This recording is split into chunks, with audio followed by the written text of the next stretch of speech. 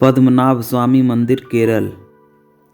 भगवान विष्णु को समर्पित श्री पद्मनाभ स्वामी मंदिर को 6वीं सदी में त्रावणकोर के राजा ने बनवाया था, जिसका जिक्र 9वीं सदी के ग्रंथों से मिलता है। यह मंदिर अपने अंदर समेटे रहस्य और अथाह खजाने की वजह से दुनिया भर में प्रसिद्ध है। इसे भारत का सबसे अमीर मंदिर भी कहा जाता है। इस मंदिर में कई गुप्त तहखाने बने हैं, जिसमें से 6 को खोला जा चुका है और वहां से अरबों खरबों का खजाना भी मिल चुका है।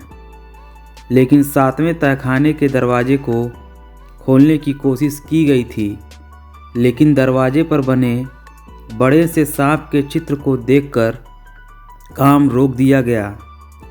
यह माना जाता है कि 7वें दरवाजे को खोलना अशुभ होगा। मान्यता है कि 7वां दरवाज़ा शापित है। जो कोई भी उसे खोलने की कोशिश करेगा उसकी मौत हो जाएगी। साथ ही यह भी माना जाता है कि इस दरवाजे को खोलने से धरती पर प्रलय आ जाएगा। कहते हैं कि एक बार कुछ लोगों ने इसे खोलने की कोशिश की थी, लेकिन जहरीले सांपों के काटने से उनकी मौत हो गई थी।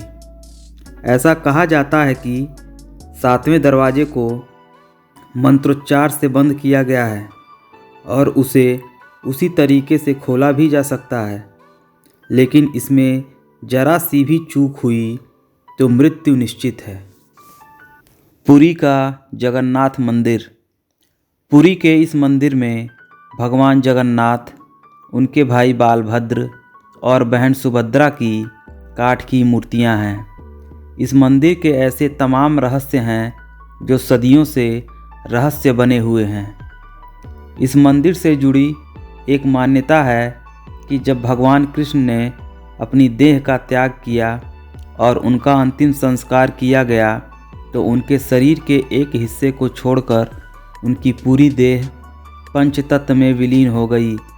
मान्यता है कि भगवान कृष्ण का हृदय एक जिंदा इंसान की तरह ही धड़कता रहा। कहते हैं कि वह दिल आज भी सुरक्षित है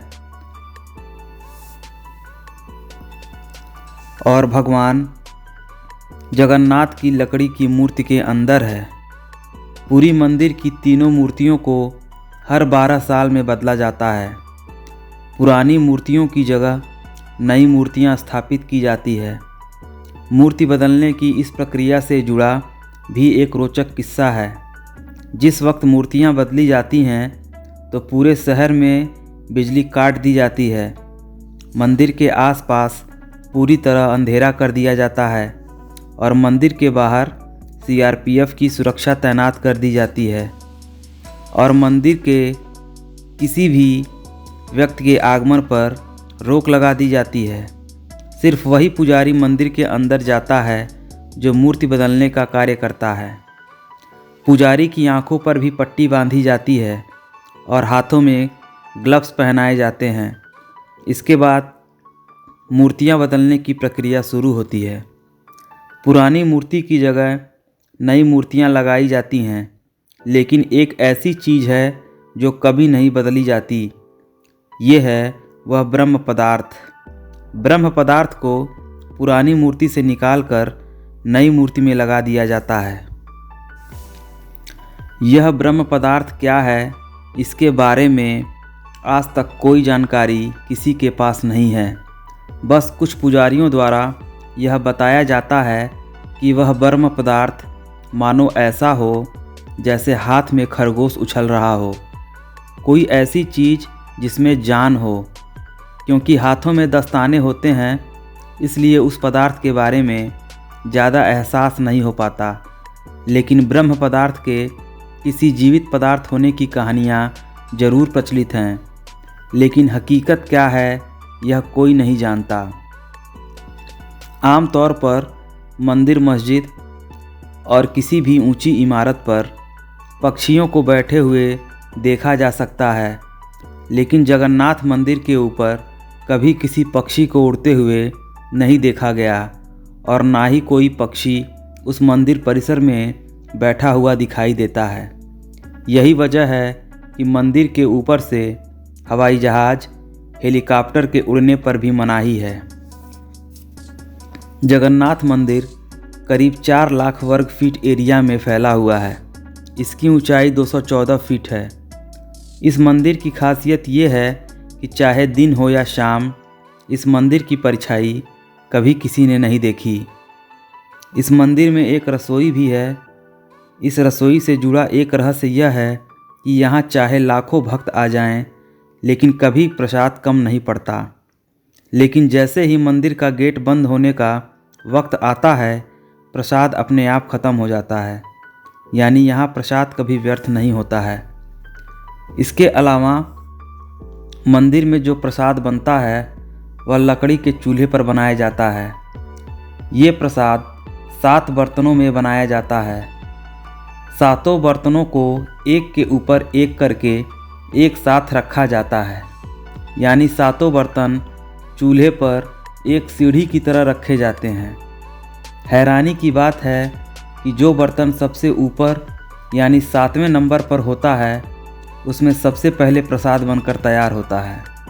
उसके बाद 6वें बर्तन, फिर 5वें, चौथे, तीसरे, दूसरे और पहले यानी सबसे नीचे के बर्तन का प्रसाद तैयार होता है। कामाख्या मंदिर, आसाम। यह मंदिर असम राज्य के कामरूप जिले के गुवाहाटी शहर में नीलांचल पहाड़ी पर स्थित है। यह मंदिर शक्ति की देवी सती का मंदिर है। इस मंदिर में देवी दुर्गा या अम्बे की कोई मूर्ति या चित्र नहीं है, बल्कि यहाँ माता सती के योनि स्वरूप शिला की पूजा होती है। इस मंदिर का इतिहास बहुत ही पुराना है। ऐसा कहा जाता है कि जब माता सती की मृत्यु हुई तो भगवान शिव का उनसे मोह भंग करने के लिए भगवान विष्णु ने अपने चक्र से माता सती के शरीर के 51 टुकड़े किए। कामाख्या में माता सती का योनि भाग गिरा था, इसलिए यहाँ किसी देवी की नहीं बल्कि एक योनि की पूजा होती है जो हर वक्त फूलों से ढकी रहती हैं।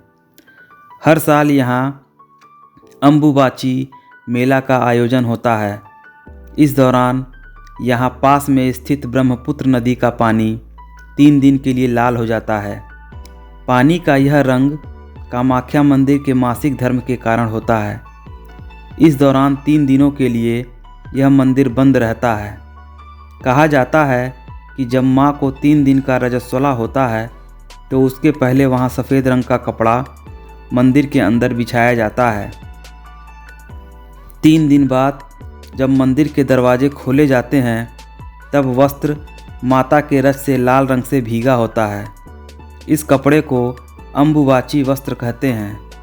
इस कपड़े के टुकड़ों को ही भक्तों को प्रसाद के रूप में दिया जाता है। कामाख्या मंदिर तांत्रिकों और अघोरियों की तंत्र सिद्धि के लिए भी जाना जाता है। यहाँ पर साधु और अघोरियों का तांता लगा रहता है। यहाँ पर अधिक मात्रा में काला जादू भी किया जाता है। ऐसा माना जाता है कि अगर कोई व्यक्ति काला जादू से ग्रसित है तो वह यहाँ आकर इस समस्या से निजात पा सकता है।